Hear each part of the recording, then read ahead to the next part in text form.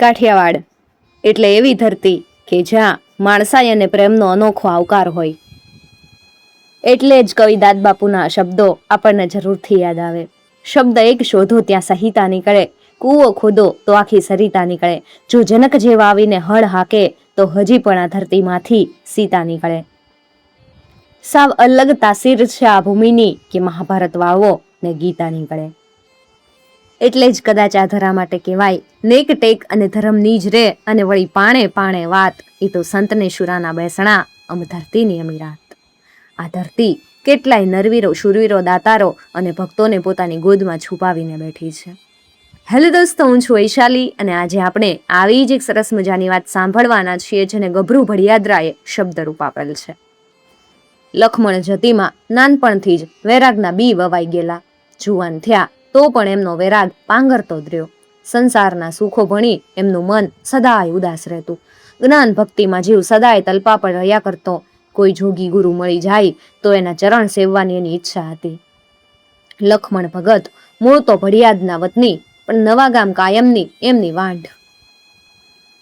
25-30 નાગના કણા જેવી ગાયું રાખતા. એમાં એક બાવળી ગાય. ગાય ખરી પણ દેવતાય ગાય. બાવળી વાછડી હતી ત્યારથી ભગતને એના ઉપર ખૂબ મમતા. એમણે એને ખૂબ પઢાવેલી. એટલી પઢાવી કે એકબીજાના ઉરના આંદોલનો પારખે. બંનેના એક શ્વાસ થઈ ગયા હતા. ભગત એકાદ દી આઘા પાછા ગયા હોય ત્યારે બાવળીને વિયોગ કરી ખાય. ભગત આવે ને ત્યારે ઈ એમના ખભા ઉપર હળો નાખી દે, ત્યારે તેનો શ્વાસ ધરપે. આંખોમાંથી પ્રેમાશ્રુ વહી જાય અને ભગત મોડિયાને કામળી ઉપર હાથથી પંપાળી એને રાજી કરે. વળી એની હારે કાલી ઘેલી વાતુંય કરે. ત્યારે ઈ તો જીવરી બાવળી ડાય ડમરી થઈ જાય અને સાંભળતી ન હોય એમ ઊભી રહે.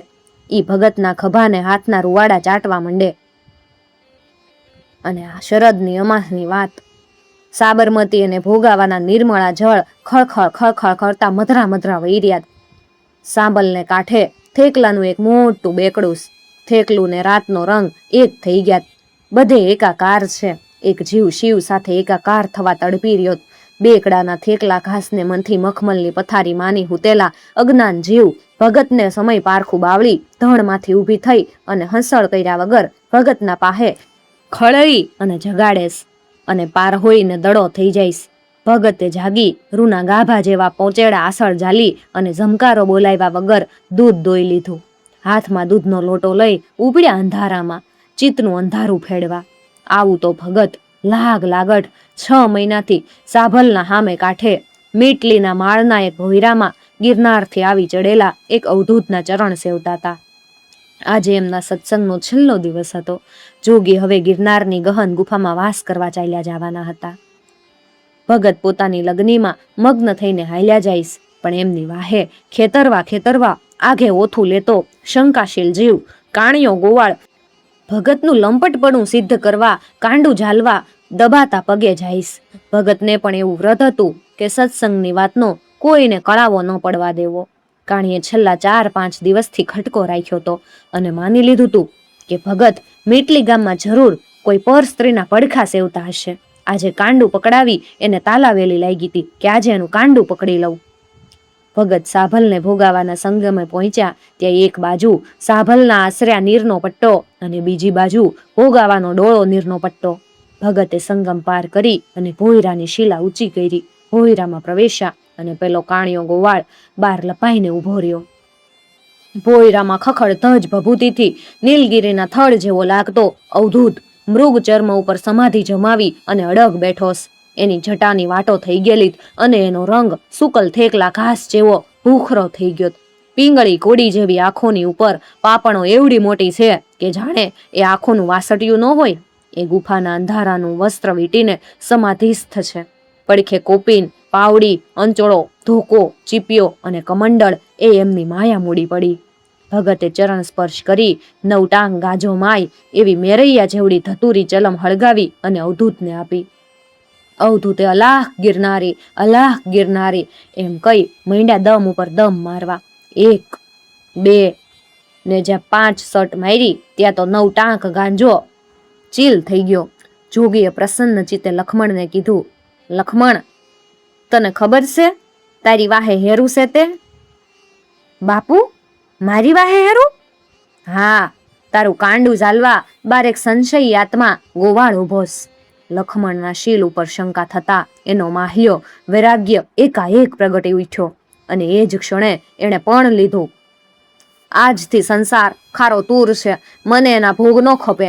એણે ગુરુ પાસેથી કડું લીધું અને ગુહ્ય ઇન્દ્રિયમાં પહેરી લીધું. ગુરુએ એમને ધોકો, ચીપિયો, અંચળો અને પાવડી આપી સંન્યાસનો મહિમા સમજાવ્યો. ગુરુને પ્રણામ કરીને લખમણ ભગત બહાર નીકળ્યા. ત્યાં તો કાણિયો ગોવાળ પગમાં આળોટી પડ્યો અને કહેવા લાગ્યો, ભગત, મારો વાગનો માફ કરો, મારા મનમાં ખોટો ભરમ હતો, માફ કરો ભગત, માફ કરો. ભગતે હસતા મોએ કીધું, ભલા માણસ, ઊભો થા, હવે હું વાક ને હું ગુનો, ઈ તો હોય થયા કરે. તને મારામાં ભરમ પેદા છો તો મારી ભક્તિમાં એટલી ઉણપ, એમાં તારો હું વાક? પછી તો ભગતે ભગવા લુગડા પહેરી લીધા, ભડિયાદમાં ઠાકર દુવારાની સ્થાપના કરી. સંસારમાં રહીને એમણે સંસારના સુખ છોડ્યા અને ભક્તિમાં લીન રહેવા લાગ્યા. ભાલના ભડિયાદ ગામે આજે એમનો સ્થાપેલો ઠાકર દુવારો છે. એમના વંશજો ભગત કહેવાય છે અને ઠાકરની સેવા પૂજા કરે. ગોકુળ અષ્ટમીએ અને આડે દાડે પણ ભાલના ગોપાલકો ભક્તિ ભાવથી દર્શને આવતા હોય.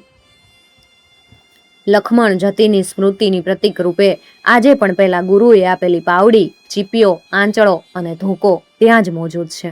ઉગમણા દ્વારના મંદિરની સામે લીલુડી વાકલી પીલુડીની શીળી છાયા તળે લખમણ જતીની સમાત આશરે 200 વર્ષથી છે. શીલ અને સંન્યાસનો મહિમા ગાતી ઈ ત્યાં સુવાસ ફેલાવી રહી છે, એવું લેખક શ્રી નોંધ કરે. બસ આ જ છે આપણો લોક સાહિત્ય, જે આ ધરા પોતાની ગોદમાં છુપાવી અને સાચવીને બેઠી છે.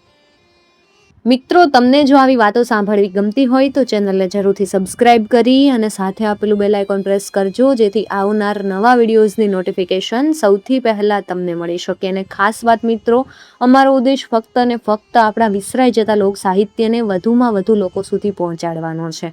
કોઈ ધર્મ, સંપ્રદાય કે જ્ઞાતિ જાતિને ઠેસ પહોંચાડવાનો કે એનો પ્રચાર પ્રસાર કરવાનો અમારો કોઈ ઈરાદો નથી. તમે આવી વાતો જાણતા હોવ અને તમે ઈચ્છતા હોવ કે આવી વાતો વધુમાં વધુ લોકો સુધી પહોંચી શકે તો તમે અમને કમેન્ટ દ્વારા કે પછી ઈમેલ દ્વારા વાત જણાવી શકો છો. અમારો ઉદ્દેશ રહેશે કે એ વાત વધુમાં વધુ લોકો સુધી પહોંચાડી શકાય.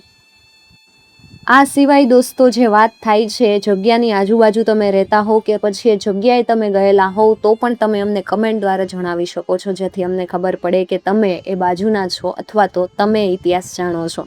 એ બાબતની લોક વાર્તાઓ કે લોકકથાઓ છે એનાથી તમે જાણકાર છો.